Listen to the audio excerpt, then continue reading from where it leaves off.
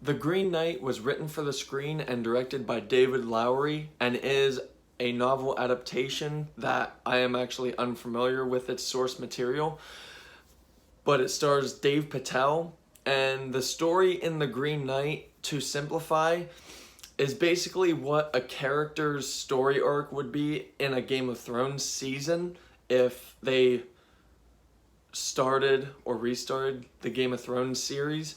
The Green Knight is about Sir Gawain, who takes on a challenge on one Christmas one year and by the Green Knight, and he basically just beheads the Green Knight, and then the Green Knight comes back to life and grants him one last year of life left until next Christmas.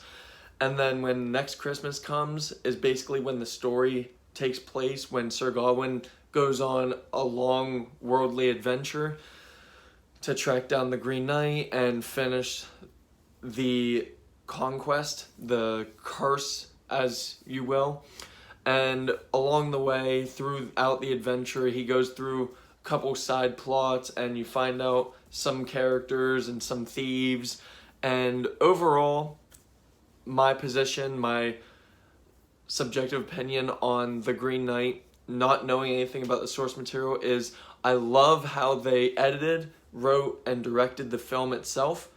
I think the way that they directed and edited it, it makes you feel like you're literally watching a novel page for page, and I'm not entirely sure how accurate the novel or the movie is to the novel, but I know the film itself is made as if you're watching a book being turned page to page. Just the way that they made the film and edited and stitched it together and wrote it. Now, I do have a couple gripes for The Green Knight, the film, and that's the slow burn throughout. Game of Thrones is really slow. The Green Knight is even slower. And I appreciate all of the characters within it. Not every character has a backstory or even you getting to know them really. It's just Sir Gawain who meets up with multiple people and thieves, and you find out some character pieces from them here and there, but it's essentially just a story about Sir Gawain's adventure from being cursed and having to take on the adventure in the next year. And the premise of it is basically him going from immature sleep around to becoming a knight. And my other gripe is that the ending, or I should say 10 to 15 minutes before the ending, doesn't really mesh up well with the rest of the film or the story or the narrative until you get to the very, very end of the film, and then it actually makes sense. Because at first, I thought to myself, okay, so it's just an end with an epilogue, basically just telling you life just goes on. But then it does a 180, and then it actually turns out being a what if, and then a lesson learned. And I did appreciate the very end. So I would say there are two ends in this film, and stick out for the very end of it.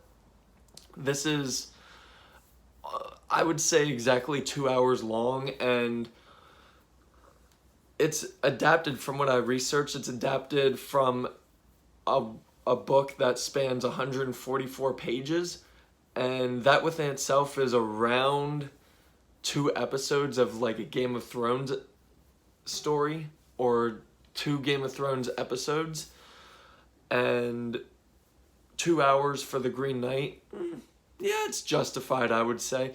Now, with the slow burn problem I have, it's not so much the story or the narrative. This is not an action-packed film whatsoever.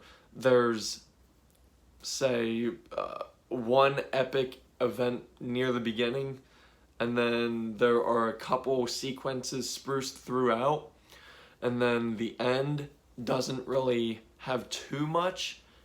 You kind of just see the outskirts of things around the end for action sequences. But my problem with it being a slow burn, it's not the action, it's the camera work. There are a lot of scenes, that just kind of linger on scenery and linger on people, and that's fine. For the most part, it works very effectively.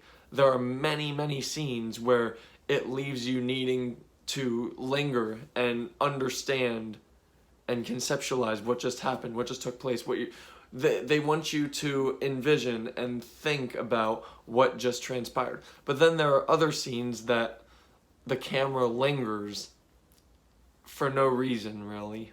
And it just feels like they're trying to just draw it out for the sake of runtime.